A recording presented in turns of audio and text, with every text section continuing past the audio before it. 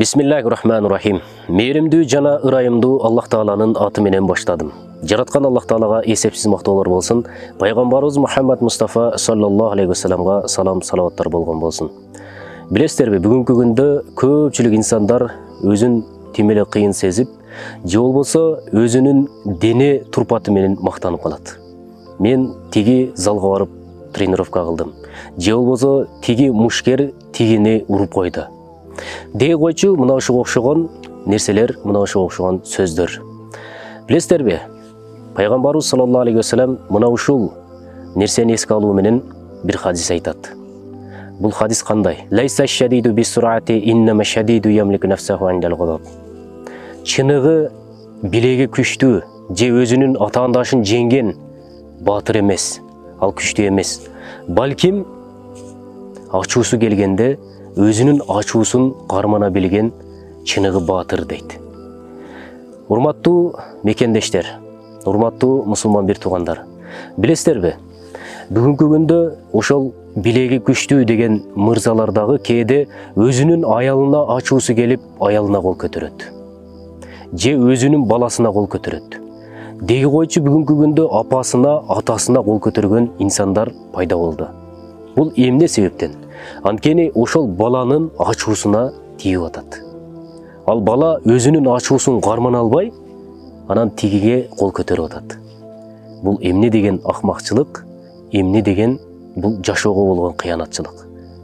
Ошол үчүн мына ушул пайгамбарыбыздын ачуусу келген учурда ачуусун кармана билген чыныгы батыр деген хадис менен биз чыныгы жашообузда ошол хадиске амал кылып жашай турган болсок, бүгүнкү күндөгү ажырашуу, бүгүнкү күндөгү мыкаачылык, адам өлтүрүү, бирөөнү уруп, тоноо, мына ушул нерселер, рекетчилик дей койчу мына ушул нерселер жок болот эле.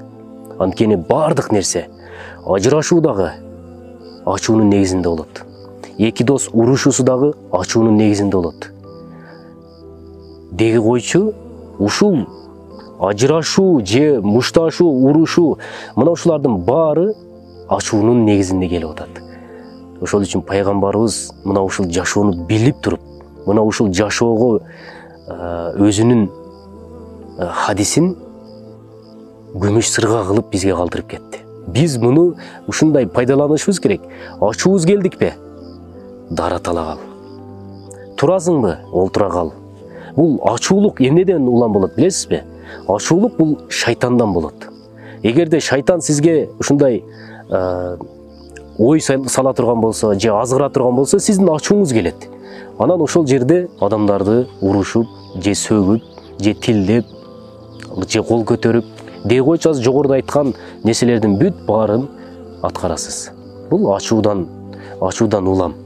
Мына жөнөкөй эле бир мисал катары караңызчы. Бир инсандын ачуусу келди дейли. Аны карасаңыз, жанагы кутурган иттей эле болуп калат да. Ачуусу келгенде кып-кызыл болуп, көздөрү кызарып, тим эле башкача болуп калат. Бул ошол ачуудан улам. Анткени ачуу бул эч ким жактырбаган нерсе. Эмне нерсени жактырат адамдар? Жумшак, сылык сыпа, эч кимди алдабаган, урбаган, тилдебеген, колунан зыян келбеген, бирөөлөргө жакшылыкты айтып, жамандыктан тыйган инсандарды адамдар жакшы көрөт. Адамдар жакшы көрбөсө дагы Аллах жакшы көрөт. Аллах жакшы көрсө, Алла Таала бүт периштелерге бул инсанды жакшы көргүлө деп коет, баары жакшы көрөт. А периштелер жакшы көргөндөн кийин адамдар каалайсызбы, каалабайсызбы жакшы көрүп калат. Бул албетте сабырдын түбү сары алтын. Ачууну ар дайым биз кармана билишибиз керек. Ачуусу келип адамдар талак айтып коет. Бул өтө коркунучтуу нерсе. Бир мамлекеттин жок болуусу, бул бир үй бүлөнүн жок болуусу, бул кадимкидей бүгүнкү жашоодо жөнөкөй эле бир көрүнүш болуп калды. Ошол үчүн келиңиздер, дагы бир жолу эскертүү иретинде айтам. Ачууңуздарды басыңыздар. Эгер ачууңуздар келе турган болсо, албетте Аллах Таалага зикир кылып, пайгамбарыбызга салават айтып, 2 рекет намаз окуй турган болсоңуздар, иншалла сөзсүз түрдө ачууңуздар кетип, кайра ошол ачуу келген учурда кылган ишиңизге өкүнүп каласыз. Иншалла. Ассаламу алейкум ва рахматуллахи ва баракатух.